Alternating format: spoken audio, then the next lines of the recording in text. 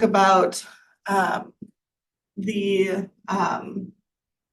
resources the library has available to you beyond just me coming to your class or beyond just being able to find the scholarly sources you'll need for this upcoming assignment. So, all right, I'm going to close this little window now, but again, the information is on the board there. And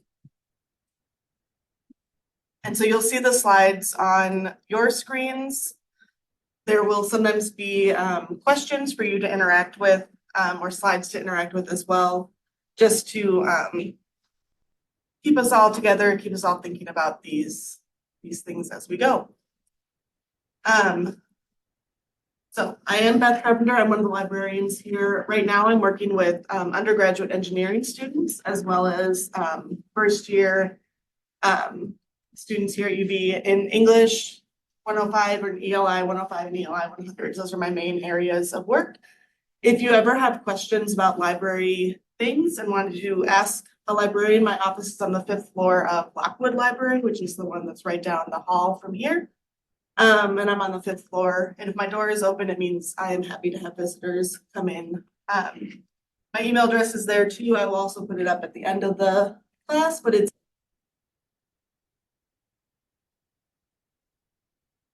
from students whenever you've got questions about anything you're working on. So we're going to spend some time with the library website on its own. How many of you have been to the library website yet? A couple. It's totally okay if you haven't. If you don't know what to use it for, why would you go there? Totally understand. Then we're going to think about how to actually use the search and how to decide what it is that makes sense to search.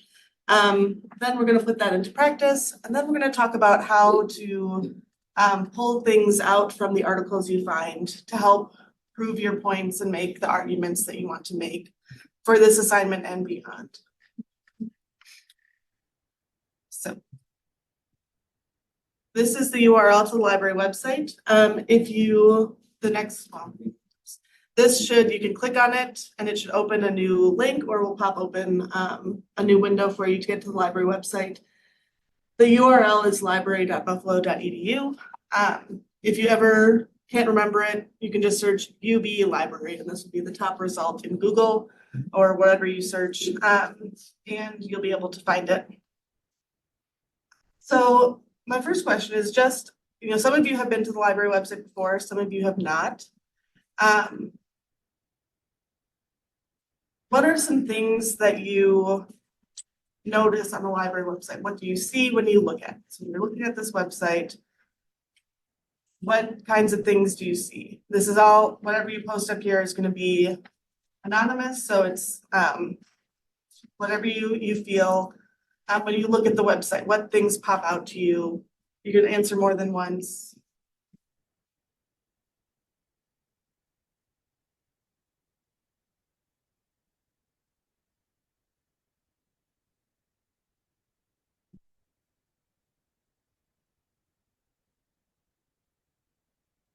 So someone said the hour, you can keep going, I'll just talk about things, but someone said the hours of the library. So yeah, we've got 6 library spaces. There's Silverman, which is open all the time. So if you are a middle of the night study kind of person, you can go there and study.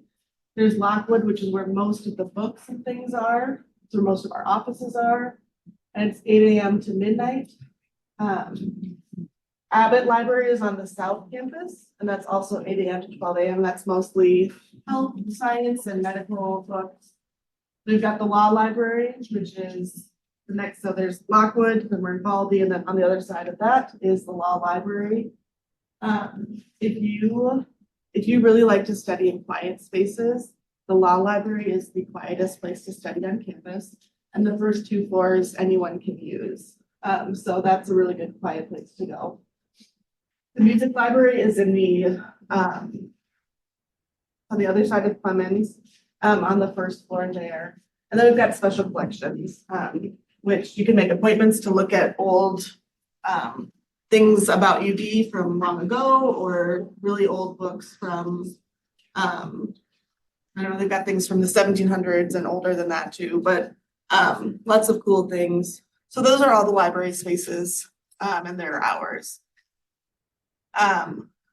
Articles and journals, absolutely. So when we look at find materials, there are all these different kinds of materials that we can search. So there's the everything search, which is our big box right here.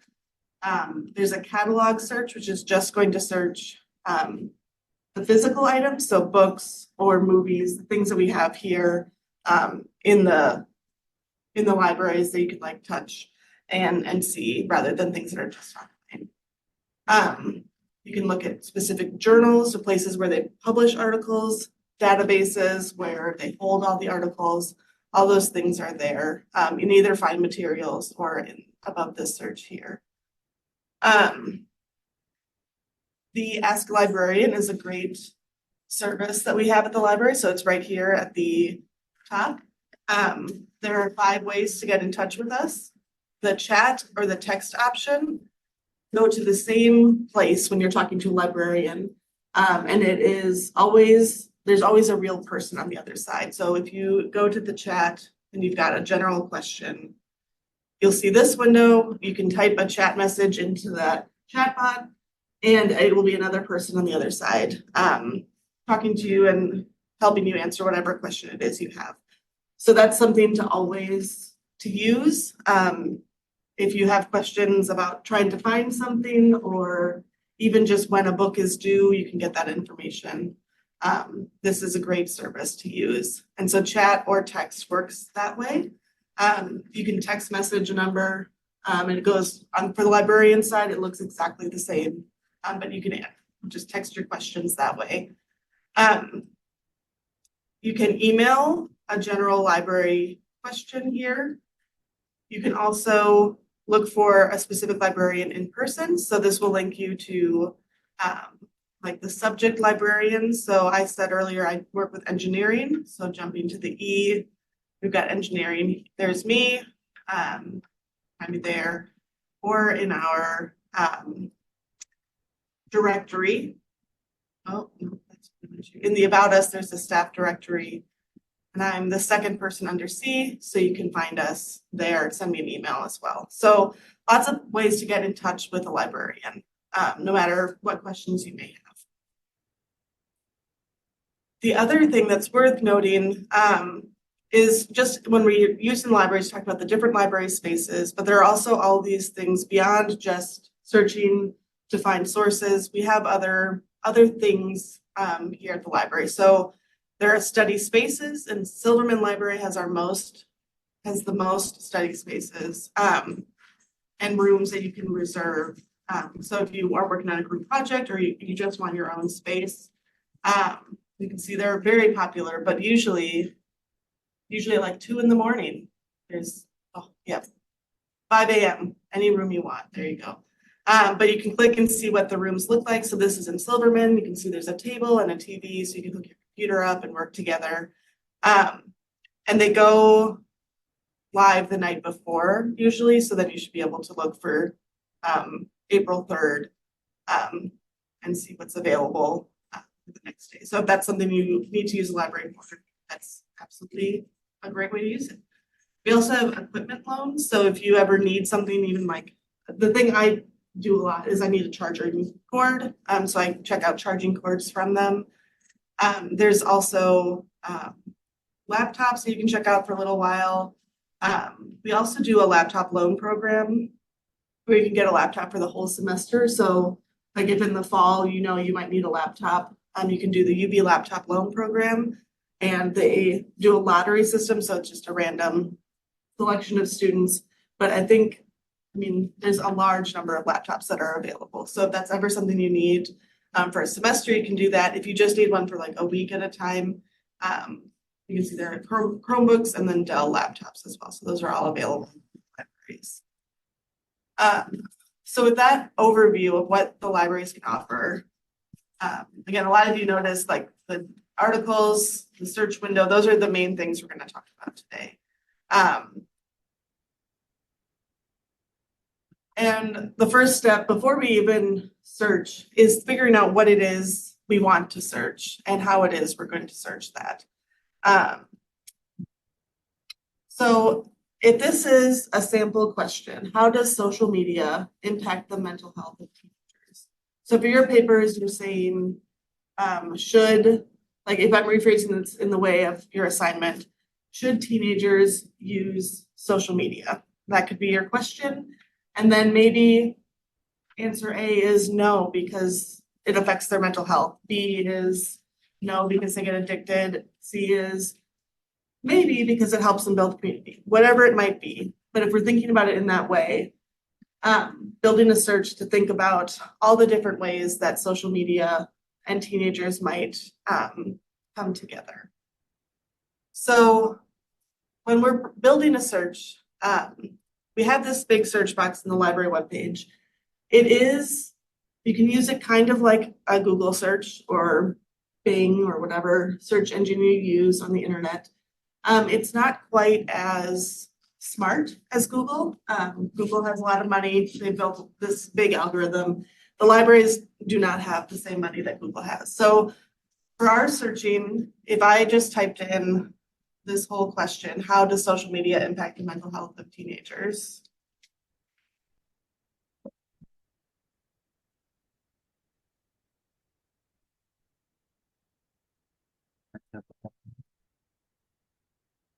We can type that full question in and we have 35,000 results there, that number right in the middle of the screen.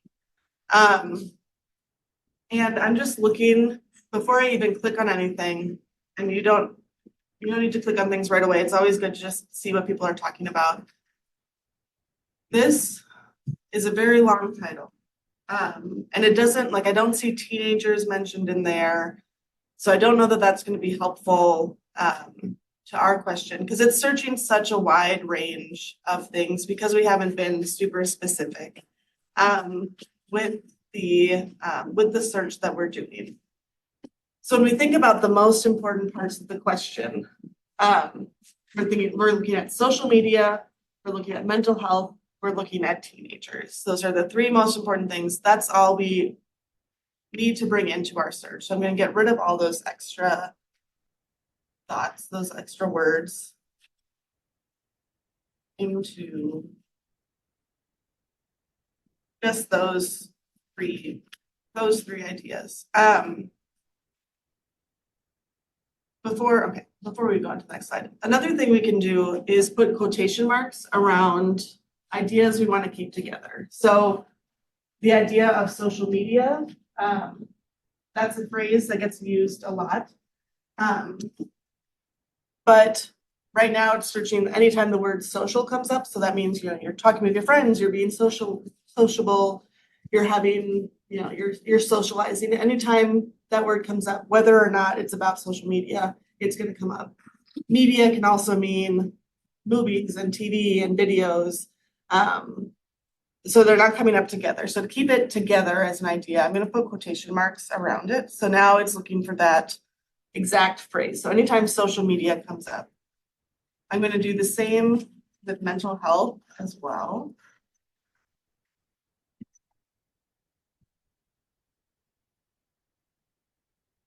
And now we went from 30,000 to 16,000. So that's still a lot of sources. I don't think you need to look through 16,000 things. So we're going to get more specific and think about our topics in that way. Which brings us to thinking about finding other words to talk about our topic. I might say social media, but maybe I want to get more specific because, again, we've got 16,000 results. That's still so many results to go through. Whereas if we look at a specific social media platform, so instead of saying, should teenagers use social media, maybe it's, should teenagers use Instagram? Should teenagers use Twitter or X? So we get a little bit more specific or other ways to talk about it. So if I just switch, will someone tell me the social media platform they use the most? Instagram.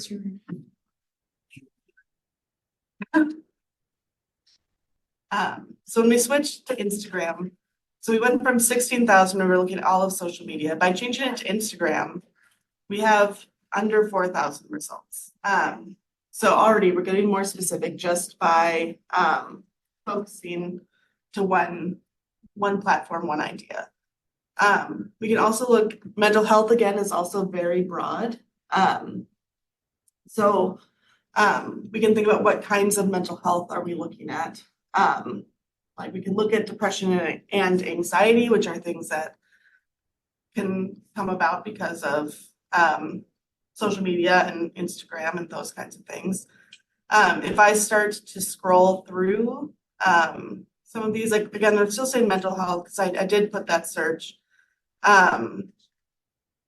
Just seeing if we get to see. So self-harm is kind of a symptom of mental health difficulties.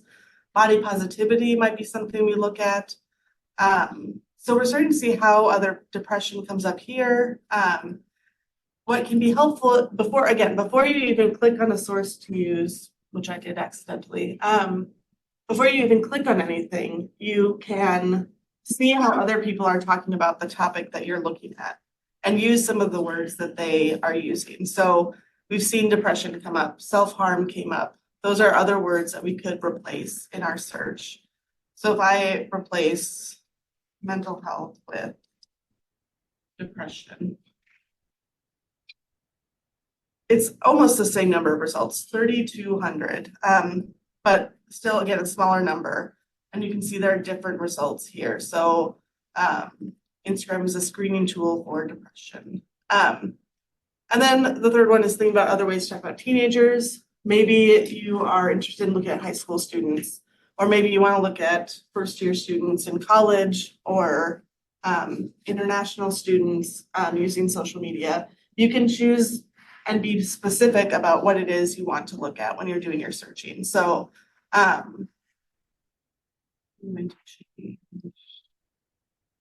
teenagers into, let's try international students. So now we have 235 results. So we went from a huge number of 30 something, which is so many results, more than you should look through. And now we're getting to much more focused and relevant sources to what it is that we're looking for.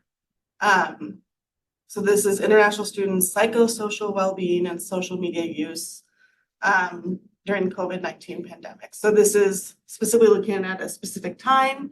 It's looking at international students and it's looking at social media use. So this could be an article that we use to find information specifically about our topic now that we've gotten it super focused. So when we're thinking about, again, that phrasing of your idea, should A do B, should international students use social media? Yes, because it helps them keep connected. No, because it affects their well-being. Whatever your answers are, that's what you'll find in these articles. That will help tell you what your thesis statement is when you're thinking about your topics.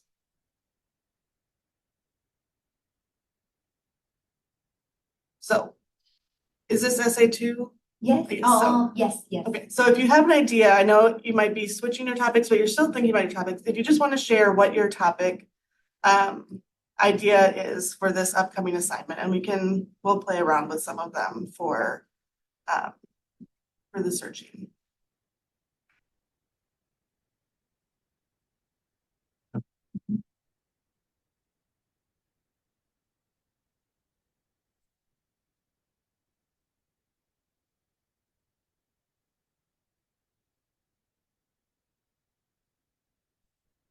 This is the part where I get excited about all of your research topics and wish we could just talk about that instead of searching, but the searching part is important.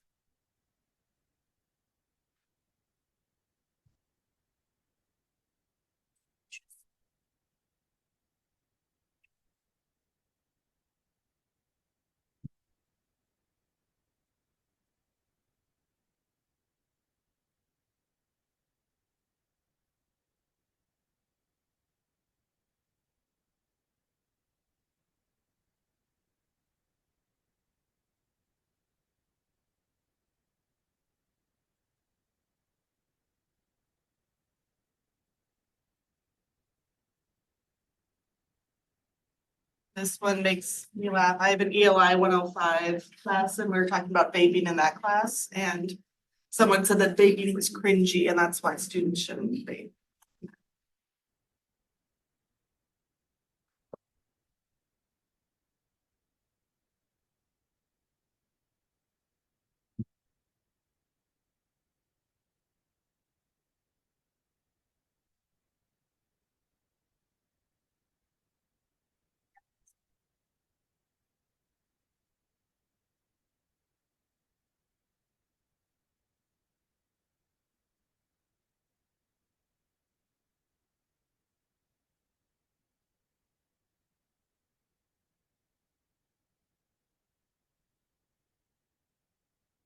You can keep putting your topics in. I'm gonna go back to the library search to talk again about some ways to think about some of these topics here.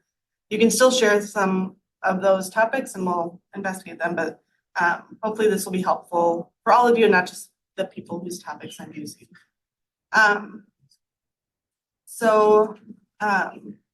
This one is very interesting. Teachers in China should learn how to teach as the American education system style.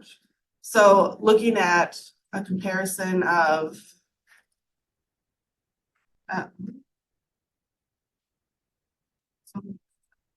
American Chinese education style. So I'm starting again with a broad search because I don't necessarily know everything that I want to bring into my search. So what's interesting is, first of all, the search is giving me this. It's also including education in China as a search. And I'm seeing just some interesting things. So this first one is saying it's looking at Chinese parenting versus academics, and then Chinese American students and academic performance. So it's not necessarily looking at how the Chinese school system is, but the Chinese parenting style and how that brings things in. So I already know there are some things I might need to change with my search because it's not exactly relevant. This is about family health history. So again, we're not looking at education. So there are some things to look at. This article, cross-cultural comparison of learning style preferences between American and Chinese undergraduate engineering students. This could be interesting because it's talking about the different ways that these students prefer to learn. And that might help when you're looking at your point of should Chinese education systems adapt an American style. But if this article is saying that Chinese students are more likely to have a different engineering style or a different learning style that is supported by the Chinese educational method, then that argument could go both ways. This one, again, cultural effects of teaching styles of Chinese and American professors. That might be useful because it's comparing directly two different styles of teaching. So again, some of these things are very related and will be helpful, and some of them are just really not going to be helpful. And that is something to that will happen no matter what it is you're searching or no matter where you are, especially when you're starting at that first search. It's not always going to be exactly right the first time. So I'm going to change a couple of things. I'm going to change American to United States. And then like they gave me this phrase, education in China. The search suggested that. So I'm going to try that. And do a comparison there. So the earlier search without these changes had 140,000 results. Now we're at 1,500. So again, getting more specific.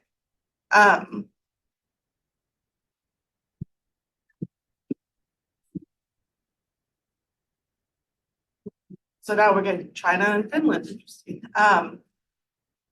Comparative study of design undergraduate education in China or the USA. So we also might need to decide, are we looking at high school students, teenagers? Are we looking at college students? What do we want to look at when we're thinking about this topic? So I'm gonna add college, see what happens. We've got more results because again, we're playing around with searching, we're trying to figure things out. Oh, there's something from the University of Buffalo Graduate School of Education. Exciting. So this is specifically a medical humanities education in China and the West. So we're starting to get ideas, but again, we're consistently tweaking and changing our search the more we do some searching.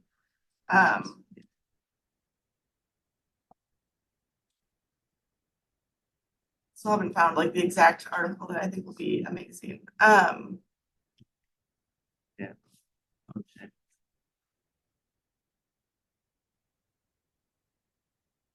So sometimes I think it's helpful when I am trying to come up with searches when I'm not immediately successful. So if you ever are struggling with what it is you're searching, how to find it, know that we all have trouble. It's not, it's learning more about a topic and then you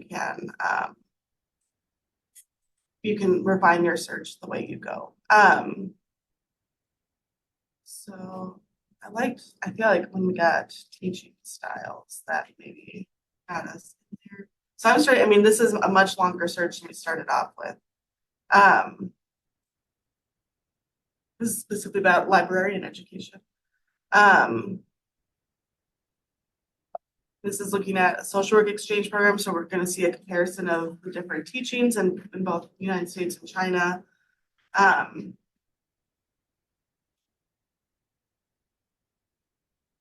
This is just how perhaps Chinese college students are learning.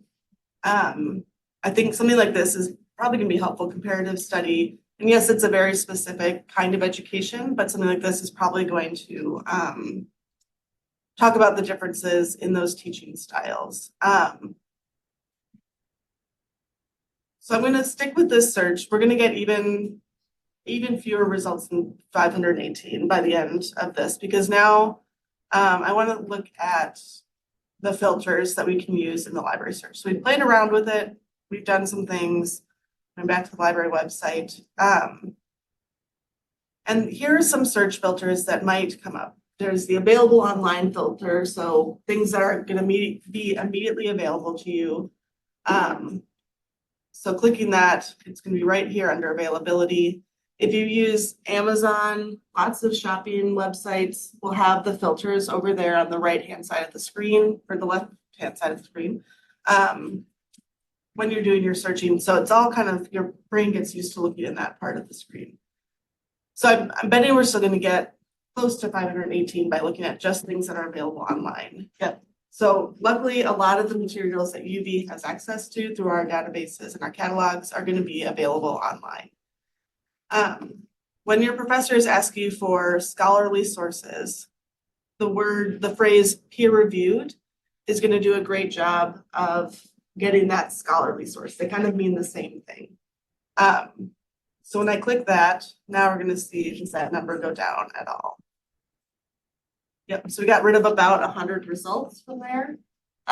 So again, these are going to be scholarly sources. It means other people read the article before it even got published, before we were able to look at it. Other people, other experts read it. They said, yes, this is good information. They've done their research. They've got good sources. We can publish this in our journal. So like this, Peer Health Education in China is published in the Journal of American College Health. So that means other people like doctors or professors that teach health education in colleges are going to have read this and said, yes, this is good information. So again, that's peer-reviewed journals. And you'll see this little purple book with an eye over it. It just means other eyes have looked at it. It's good stuff. The third thing you might want to look at is material type. Once you've clicked peer-reviewed journals, most of the material type or content type are going to be articles. So we have 392 results and 386 of them are articles. You'll also see book chapters, sometimes conference proceedings or reviews. And book chapters and articles will probably be equally helpful if they're peer-reviewed. These two might not be as useful to you when you're doing your searching for this assignment. So you can click that at this stage or not. It won't make too much of a difference in your result set. If you want to look at newspapers or specific like current events or potentially historical events, you can do a newspaper search. And so it's bringing that search over and searching in newspapers. And so there's only 6 results in the newspaper. But that's some information that you can look at it. That's something you need to find as our newspapers.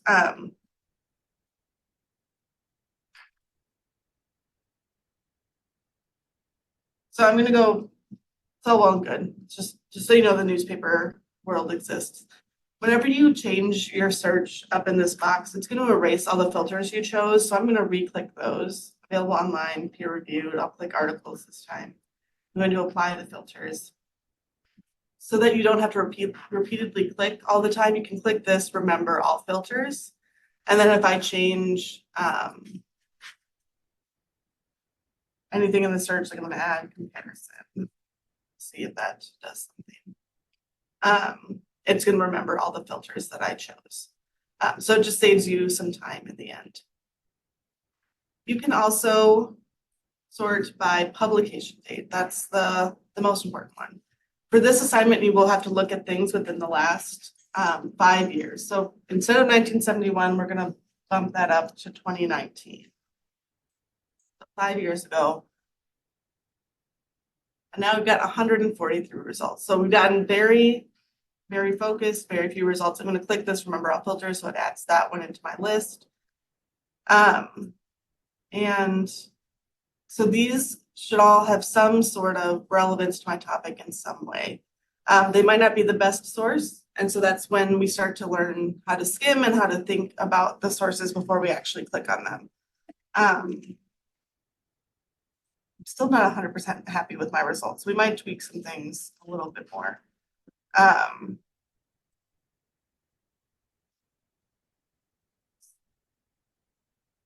Okay, we have some time to do that. So let's see, because I want to get this right. United States, move to just China again.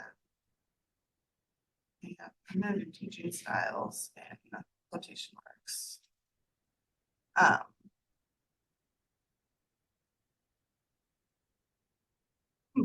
So again, I remembered all my searches. I changed my results.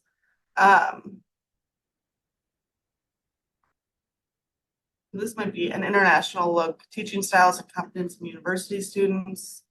So we're maybe getting closer. I'm going to click on this one and we'll see if we can get some more information about this article.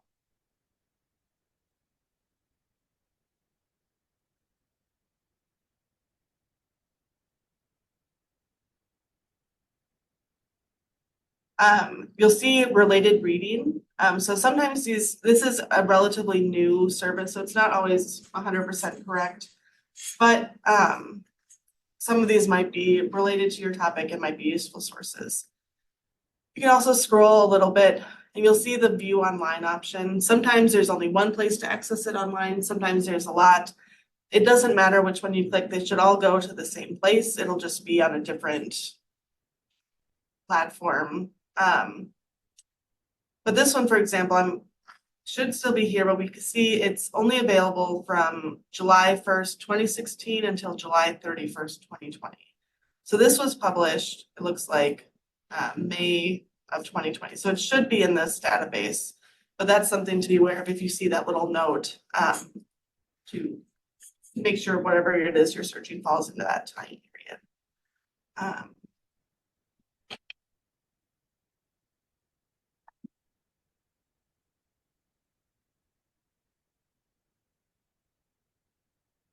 Sometimes it'll open up the PDF. Sometimes you have to download it. I think it more depends on the computer and the rules for the computer.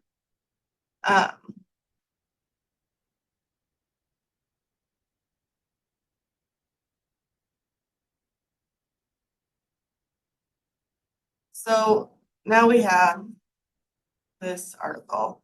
And I'm still not 100% sure that it's gonna be relevant to my topic, so. No.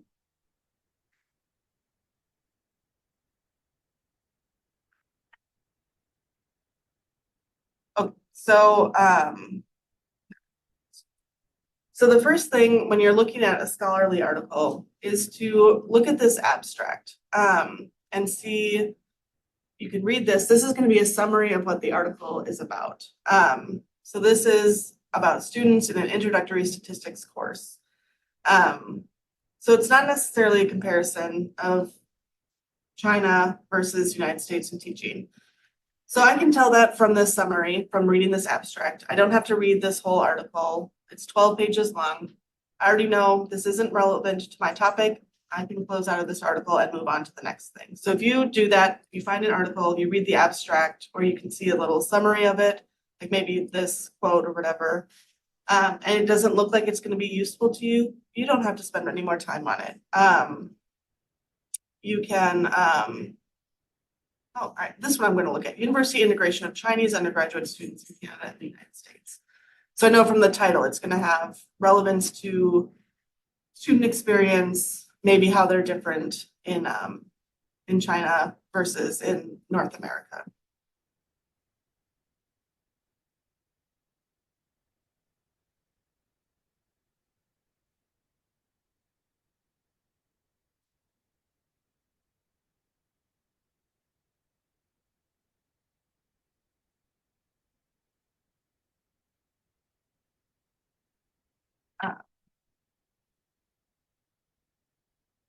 Okay. So again, found this article. I'm going to look at where it's online. So again, see it's in these two places. If you ever see the phrase open access, it means that it can be accessible anywhere in the world. You don't just have to be a student at UB to get access to it. The author has made it so it can be available to anybody. We can see a little description. So Chinese parents send children to Canada and the United States in secondary school prior to university. So it's talking about the experiences of Chinese students with secondary education abroad and then international secondary schools in China. So this might be useful to think about how students are experiencing school in a new environment. And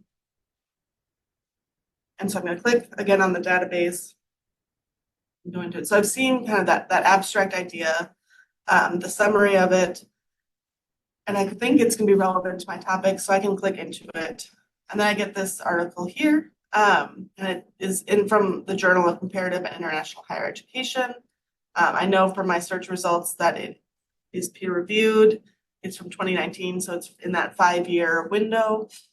And so I can start to look through this article and to read it. When like an article like this, I'm going to scroll through it really quickly just to see some things before I talk about it. Okay, so this is a study where they are talking to different people. They've done maybe like a survey, talking to students, gotten some data and information. That's a lot of the scholarly articles you will see. You'll see like studies and experiments and those kinds of things. And they can be really, really dense and hard to read. Maybe even a little boring to read. I don't love to read scholarly articles all the time, even though I have to for my job. So when you see this, again, we've read the abstract, we've got this introduction, so it's labeled here. I wonder, I'm just going to look at the other one to see if it has more clear subject or paragraph headings. Yep, so okay, so we've got here, introduction in bold. This is something that can be useful to look at because we can see a broad overview of the topic. So maybe they are going to pull in other sources or other readings about this topic. And so you can potentially find other sources through that.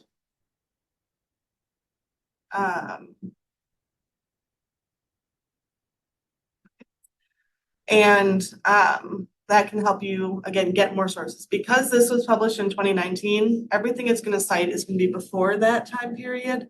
So chances are they aren't going to be helpful for this assignment since you need things published within the last 5 years. but it can give you some background knowledge and some more information on this topic that will be helpful for you as you are doing your research and deciding your topics and the things that will be reasons why or why not your topic should do something. But then a lot of these studies that you'll see in scholarly articles will have this methodology section. And this can be, I'm going to say it, the most boring part of the article, because they're telling you exactly how they decided to do this study or these interviews, whatever it is. Unless you are deciding to do the same sort of thing for your paper, which I do not think is required. No one has to run a study for this paper. You can scroll right past all of this information. So I'm scrolling past all of that methodology, the methods, you might see this methodology. And so then now we're talking about the interviews with the students. And we're going to go to this discussion and conclusion section. Sometimes they're two separate sections, but this is where all the new information is going to be from the article. So it's taken everything they learned in the study and they put it in summarizing into a more concise format that's easier for you to read, easier for us to read, and understand what it is that they learned, what their points are. I'm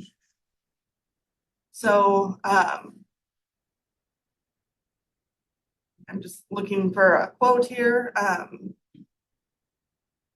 Like my interviewee's adaptation to local culture did not mean that they actually liked Canadian or US culture. That could be something that is interesting to bring into your paper. Or that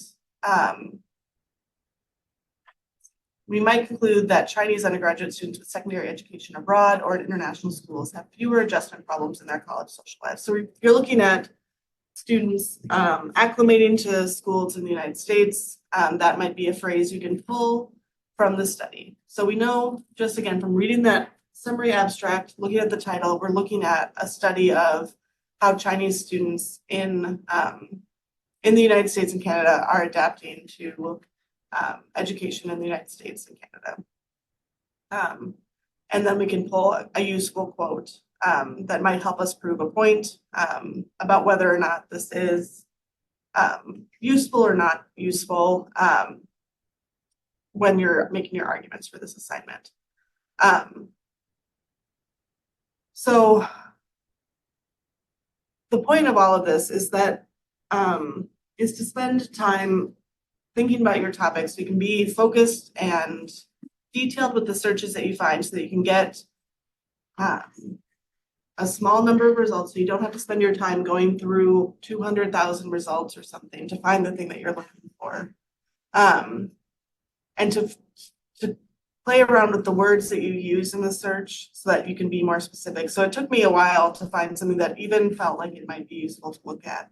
And that can happen, but that's part of the process. It's part of you learning about the topic that you've chosen. So it's all helping you learn about that topic.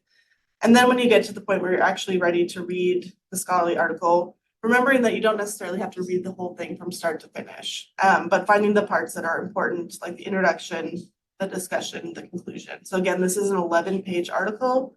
We didn't have to look at the whole thing to find the important parts of this.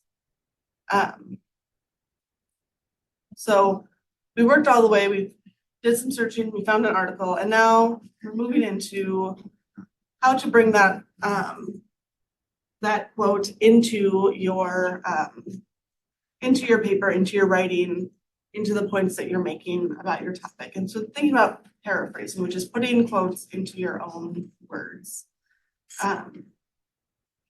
So a direct quote is when you just copy and paste the words from that article into your own paper. So let's go back to this. I'm going to pull that quote again about not liking US or Canadian culture, which I can understand. All right, let's do this. We might conclude if this was the quote that we wanted to bring into our paper, it might make more sense to start with Chinese undergraduate students with secondary education abroad or in international high schools have fewer adjustment problems in their college lives. And that's because when you're bringing in a quote into your paper, you might say that Lee, the author of this article, Lee concludes that, and then put the quote in quotation marks, Chinese undergraduate students, etc. And then have that page number there with your quotation so that we can easily find it again when you use it. So when you're thinking about how to bring a quote into your paper, if you're using a direct quote, you may need to introduce it and kind of, so it's not just suddenly someone else's words, it's your words easing us into this quote from another article. But the other way to bring in a quote from another source is to paraphrase it. So that's taking an idea or a quote from the article and putting it in your own words. So we're gonna walk through that because it's one of, I think, the hardest skills to do well, but it shows that you really understand what it is that you have read and are talking about. So it's really important skill as well. So this is just a matching pairs activity. You'll match like 1 to whatever you think the answer is. So spoiler alert, it's not, the first step is not taking notes on an article. But what do you think the first step would be when trying to think about paraphrasing and write something in your own words? And then what do you think the second step would be? I think the third step would be the fourth step and the fifth step. So each of the number pictures will match with read the article, think about what you read, take notes on the article, write it in your own words, and cite your source. I'm gonna turn off the projector real quick so you have time to look at that and then make sure you're doing it.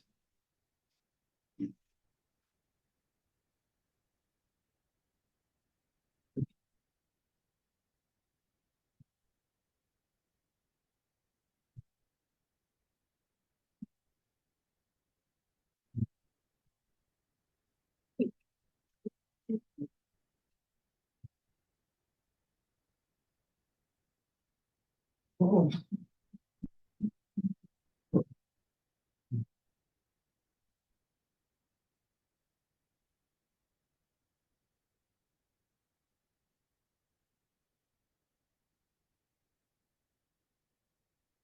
All right, looks like almost everybody is right there. So I'm gonna just pop up the answers now. So the first thing we want to do before we can paraphrase, before we can do anything really, is to read that article. So you can't just quote something without having read it.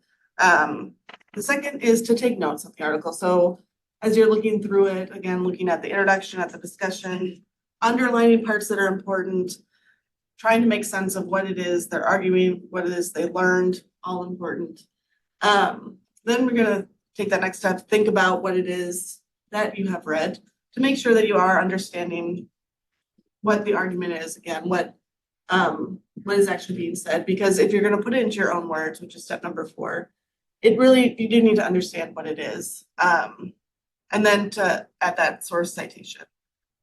So another tool in the library webpage world is that, again, we found the article we like. There is this citation button right here.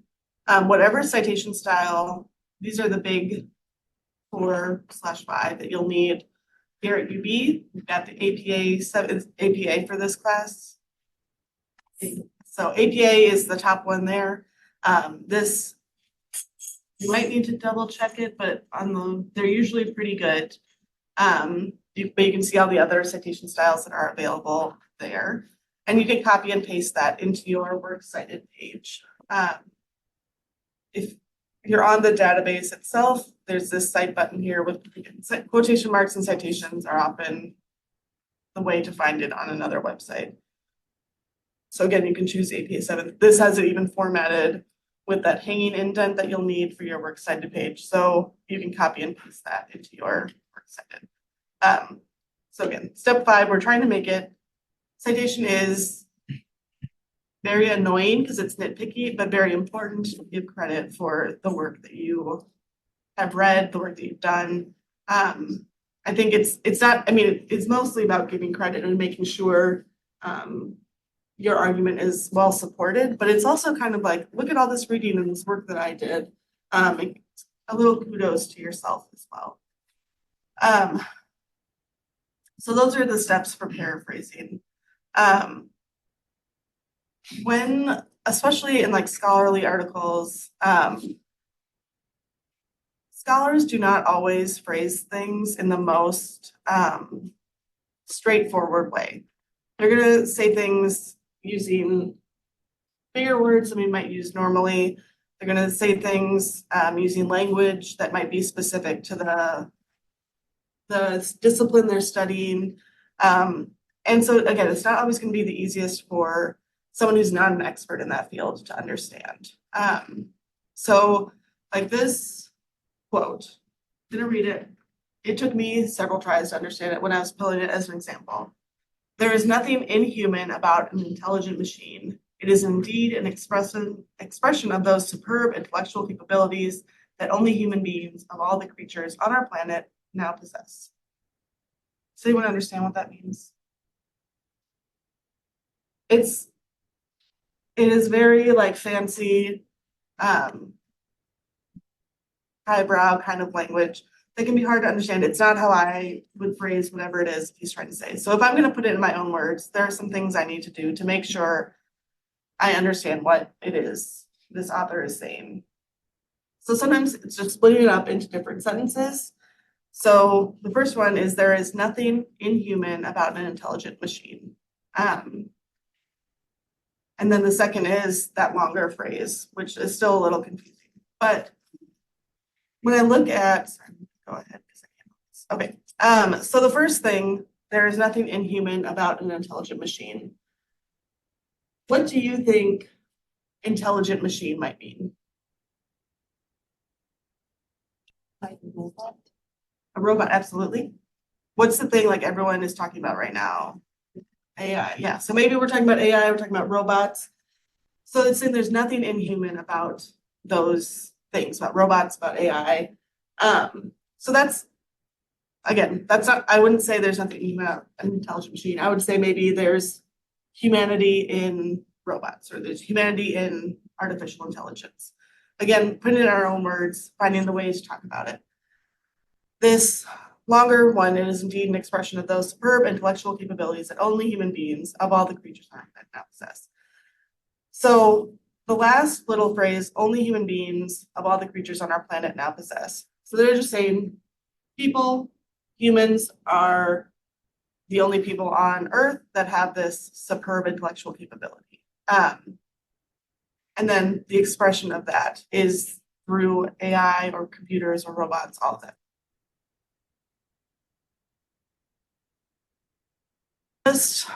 I think it can be easy to just like take this and put in synonyms, like instead of there's nothing inhuman about an intelligent machine, just saying, oh, there is,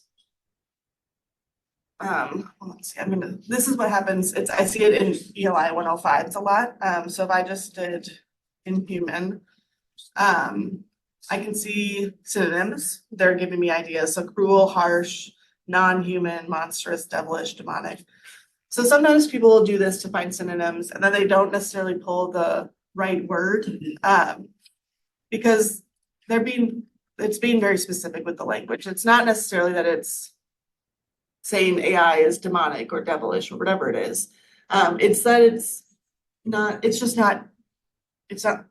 human-like. So that's the kind of word we're trying to think about. So rather than just replacing words with synonyms, we sometimes want to change the order of the ideas. So an intelligent machine is indeed an expression of those superb intellectual capabilities that only humans possess, which demonstrates that there is nothing inhuman about an intelligent machine. So again, still using the big words, just rearranging things a little bit. And then this is where you can bring in synonyms or think about changing negative statements into positive statements. So there is nothing inhuman, there is humanity in, etc. So we took that big long paragraph and turned into, since artificial intelligence results from human beings' unique intellectual talents, the technology should not be regarded as inhuman. So all that earlier, more complicated quote was saying is that robots, AI, computers are made by humans, they're influenced by humans, so they're not inhuman. That's what the quote was saying. And again, I wouldn't phrase it the way the original author did. I would phrase it more like this. And that's what paraphrasing is. So when you're writing it, the quotes that you pull continue to sound like you would say them, even though you're pulling from someone else's words.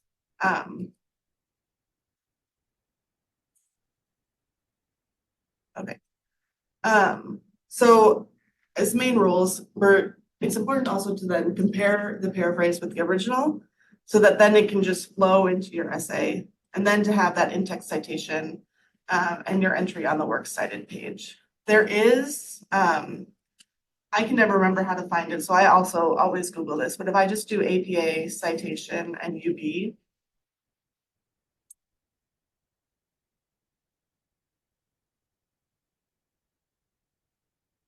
guide that's pretty straightforward about how to do APA citations.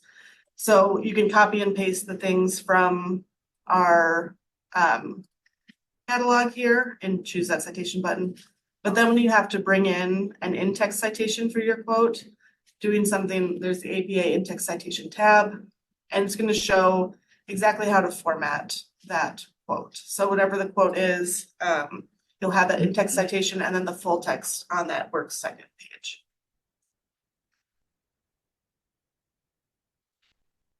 Okay, so this is, again, just going through other examples of paraphrasing, because again, it is one of the hardest things. I will also say, like, I am not inherently against AI. I think it can be useful in academics. It is not very good at paraphrasing to put things in your own words. A lot of times it just sounds like an alien said words. So this is something that you really do have to learn yourself, because AI is just not as good at sounding like you as you are. So this original phrase, students frequently overuse direct quotation in taking notes, and as a result, they overuse quotations in the final research paper. Probably only about 10% of your final manuscript should appear as directly quoted matter. Therefore, you should strive to limit the amount of exact transcribing of source material while taking notes. Again, very long-winded phrase to say that. And so we have this, an example.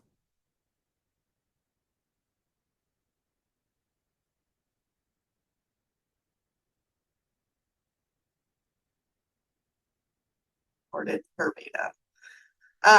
Again, you still might not talk exactly like that. So good paraphrase, students should just take a few notes and direct quotation from sources to help minimize the amount of quoted material in a research paper. Pretty short, straight to the point.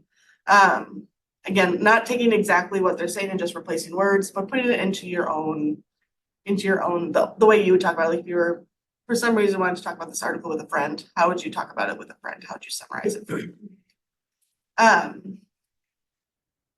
So this is now just a little bit for you to try practicing. And I'll give you a couple minutes to do that, and then we'll talk about it as a class too.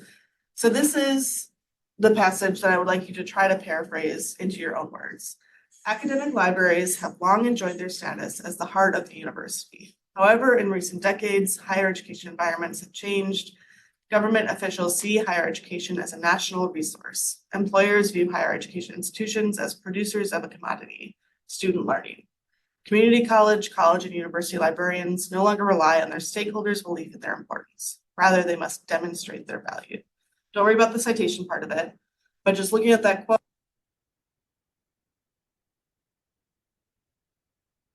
which sentence might mean on its own. Again, take a couple minutes. It's okay if you don't get it exactly right. We are going to talk about it, but this is just a way to try to think about this quote. So, and you can talk to each other. This is not a.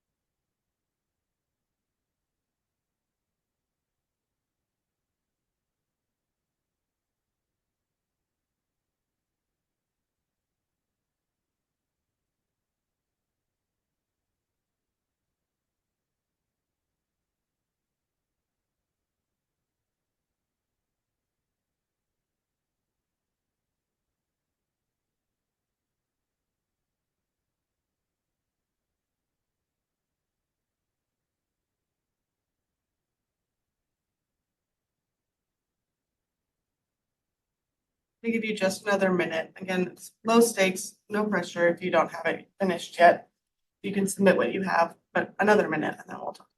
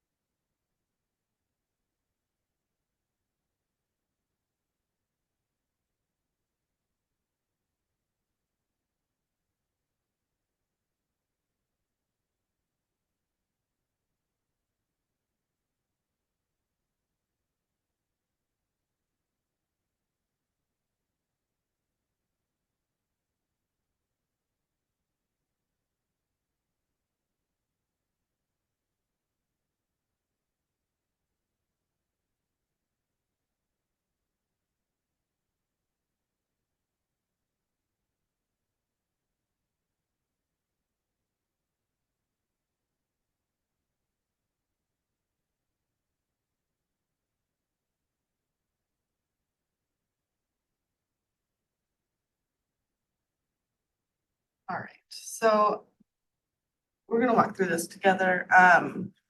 People finish theirs, which is great. So I just copied and pasted this long quote into the text box just so we can look at it in this way. And I just split it up into the different sentences that are in this quote. So academic libraries have long enjoyed their status as the heart of the university. That can mean a lot of things. When you hear the phrase heart of the university, what does that look like or what does that sound like to you?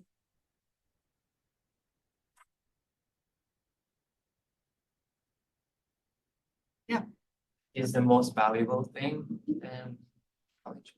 Yeah, absolutely. So be the most valuable thing. So we could say academic libraries. So also it's have long enjoyed. So that's past tense, meaning that potentially we aren't enjoying that anymore. So we could say that academics libraries used to be we can say the heart of the university, or we're going to say the most important thing on campus used to be the most important part of the campus. So we already put that into our own words, change the way we said it. That's great. However, in recent decades, higher education environments have changed. What's another way to talk about, like a synonym for higher education? University, great. So I'm just gonna change this whole phrase to universities are different now than they were. Again, same idea, just put it in different words. Government officials see higher education as a national resource. These are two related ideas. Government ideas see higher education as a national resource. Employers view higher education institutions as producers of a commodity, student learning.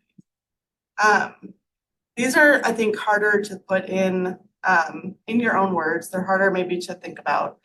So this is saying, both of them are saying that like students in colleges and the things that come out of colleges are commodities. And this is where I might use the word commodity synonym and see. So I'm thinking about like they're commercialized, they're kind of being used,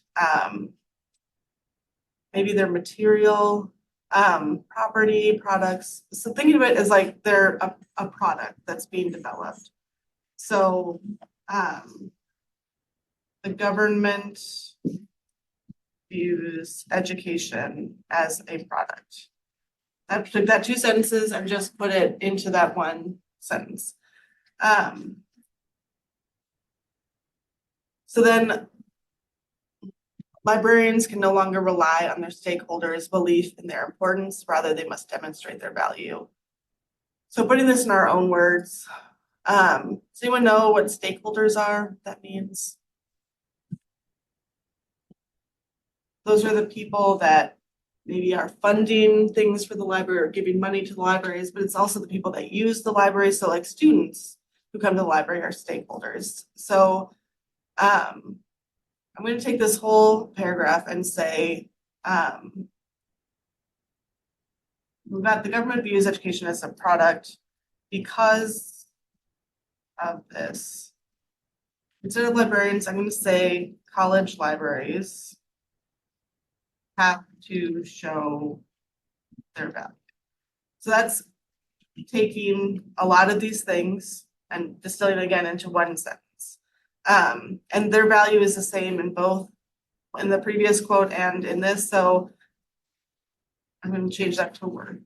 Again, if that's, you're struggling with the synonyms, if I do values. So yeah, I said worth, merit, usefulness. Usefulness might be good as well. Show their usefulness. So again, pulling out the word, the synonym that makes the most sense in the sentence that you're trying to say.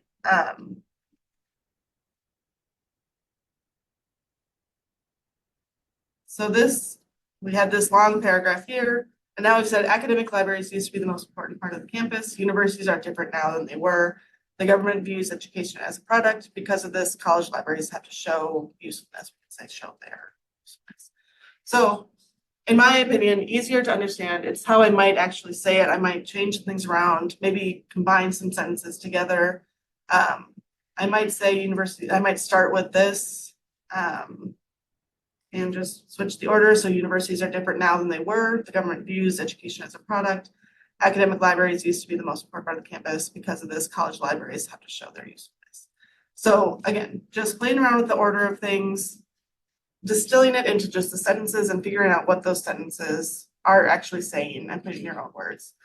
Again, this is one of the hardest things to do when you're doing research and writing, but it also shows how well you understand the material that you're using. We talked about citations a little bit already. Again, this link will take you to the page that I showed you earlier about the APA guidelines. If you click on that and open the window on your computers, I would bookmark this, like click that star or whatever it is on your browser, save it so you can come back to it later. So again, knowing how to do the in-text citations, where you have to use the author's last name, the date it was published, and the page numbers. You can also see examples like when you're introducing quotes. So when I gave the example of bringing in this quote from the author's last name is Lee. So Lee concludes whatever it is. Whoever the author is, the year it was published, says that X, Y, and Z. So these will show examples of how to do that. When you have more than three or more authors, there's a different way to cite it and bring it into your paper, so be aware of that. And then there's just some more information about those kinds of things. But this is an important website. It's to get even more detailed about citations, you can click on these links here, but this is just the broad overview put pretty straightforwardly into how to cite your sources. So with that, I'm done chatting for you for a little bit for the rest of the class, unless you've got questions. Like if you've got questions about things that we searched in the library, got questions on how to cite things, and anything we talked about today, anything related to the assignment you have coming up, how to find the sources you're looking for. If you wanted me to run a sample search, now is your time to ask those questions.